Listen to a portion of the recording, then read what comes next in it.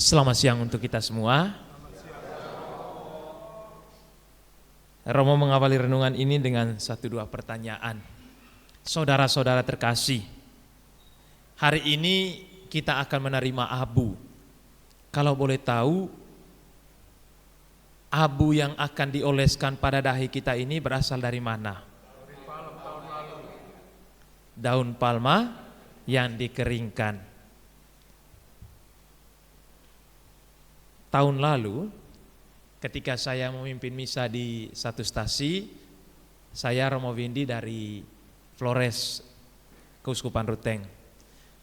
Lalu ketika saya bertanya ingin misa Rabu-Abu, saya tanya sama sesi liturginya, "Bapak, sudah siap abu?" "Aman Romo, sudah siap." "Mantap." Lalu sudah saya berkati abunya, ketika misa berkati abu. Lalu ketika ingin mengoleskan, saya rasa agak aneh, ini abu macam kasar sekali. Lalu saya tanya setelah misa saya tanya sama sisi liturgi, "Abu ini sejak tahun berapa kah? Ini macam kasar sekali kamu punya abu yang di sini." "Romo, itu abu tahun lalu, saya baru bakar kemarin ini daun palmanya." "Oh, lalu kenapa kasar sekali?" "Aduh Romo, minta maaf, ini abu kemarin itu saya rasa kurang sedikit sekali. Terus saya campur dengan abu dari dapur." Abu itu ringan, abu itu sederhana. Tetapi abu itu menjadi berat, abu itu menjadi luar biasa ketika kita memaknainya dalam peristiwa Rabu Abu. Apa makna di balik peristiwa yang kita rayakan saat ini? Makna Rabu Abu. Yang pertama, abu yang dioleskan dalam tanda salib di dahi kita menandakan bahwa dan menyadarkan kita ini manusia yang berasal dari debu abu yang suatu saat akan kembali menjadi abu tanah. Seberapa tinggi kita pangkat kita, seberapa banyak kekayaan kita, seberapa besar dosa kita, seberapa baik hidupnya kita, suatu saat kita akan kembali menjadi abu tanah. Lalu yang kedua, abu yang dioleskan pada dahi kita menjadi suatu kekayaan tradisi dalam gereja yang mau menandakan bahwa kita bertobat. Nabi Yoel dalam bacaan pertama tadi mengajak kita semua untuk memaknai sabda Tuhan, "Berbaliklah kepadaku dengan segenap hatimu, dengan berpuasa." Demikian kata-kata Tuhan melalui perantara Nabi Yoel, "Berbaliklah kepadaku." Lalu seruan ini kemudian ditegaskan kembali oleh Rasul Paulus, ajakan untuk kita semua, "Berilah dirimu didamaikan dengan Allah." Mendamaikan diri dengan Allah. Dosa membawa kita jauh dari Tuhan, tetapi doa membawa kita dekat dengan Tuhan. Maka melalui masa pertobatan kita diajak untuk memaknai pendamaian dengan Tuhan lewat 3 cara: berdoa, bersedekah, dan berpuasa. Doa membawa kita dekat dengan Tuhan. Berpuasa, apakah berpuasa ini hanya tentang makanan? Tidak. Berpuasa membawa kita pada pemaknaan menahan diri dari kebiasaan-kebiasaan lahiriah kita. Orang mengidentikan puasa itu dengan makanan, berpantang.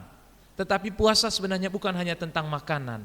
Puasa membicarakan nama orang, puasa marah, puasa malas. Artinya hal-hal lahiriah kita terus dikontrol dengan berpantang berpuasa. Saya pernah tanya pada anak-anak SD, "Adik-adik, bagaimana pantang apa yang kamu jalankan?" Puasa itu dekat dengan kata pantang. "Saya Romo, ya pantang menyerah." "Oh iya bisa." "Saya Romo, iya pantang makan." "Iya bagus, itu sesuai." "Saya Romo apa?" "Pantang mundur." "Iya itu juga bisa." Pantang mundur, lalu satu kerja. "Ya Romo, saya, ya bagaimana?" "Pantang kerja." Itu tidak benar, itu tidak benar. Masa pantang kerja? menahan diri, berpantang dari hal-hal lahiriah, dosa-dosa kita, bersedekah. Pertanyaannya, kita yang ada di asrama Lapas Cipinang ini, bagaimana mungkin kita bersedekah? Punya uang? Bapak-bapak, saudara-saudara punya uang? Punya kekayaan? Berat mau jawab. Saya rasa kita di sini tidak punya apa-apa. Bagaimana bisa bersedekah? Ternyata gereja tidak pernah mengajarkan, gereja tidak hanya mengajarkan sedekah itu dengan memberi barang, memberi material. Bersedekah ketika kita berbagi apa yang kita miliki. Saya punya pengalaman seperti ini, berbagi kepada teman-teman. Saya punya waktu untuk mendengarkan orang lain, di saat itulah kita bersedekah. Saya punya ini, orang lain membutuhkannya, maka saya memberikannya. Di saat itulah kita bersedekah. Demikian saudara-saudara kita, ada Pak Daniel, Pak Alfian bersama dengan kedua saudari kita, melepaskan kesibukan mereka. Sebenarnya mereka mau menunjukkan bentuk sedekah mereka kepada kita semua yang ada di sini. Dengan saling mengunjungi, dengan perjumpaan, dengan berbagi cerita, saat itulah kita bersedekah.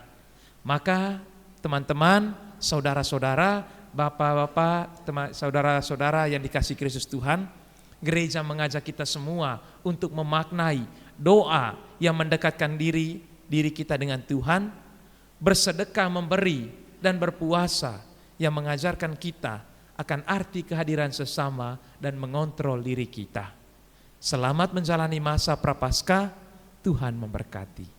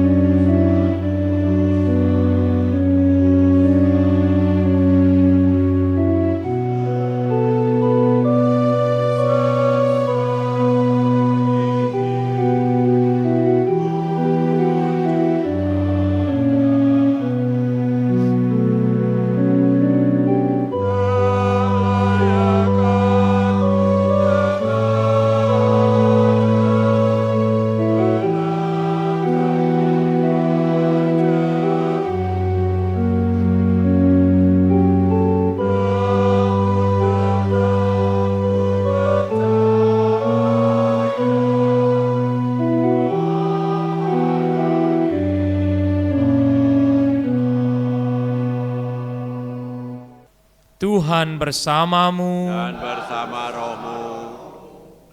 Semoga saudara-saudari sekalian, seluruh harapan, niat, perbuatan baik, dan juga perjalanan hidup teristimewa di masa tobat ini selalu diberkati oleh Allah yang Maha Kuasa, Bapa, Putra, dan Roh Kudus.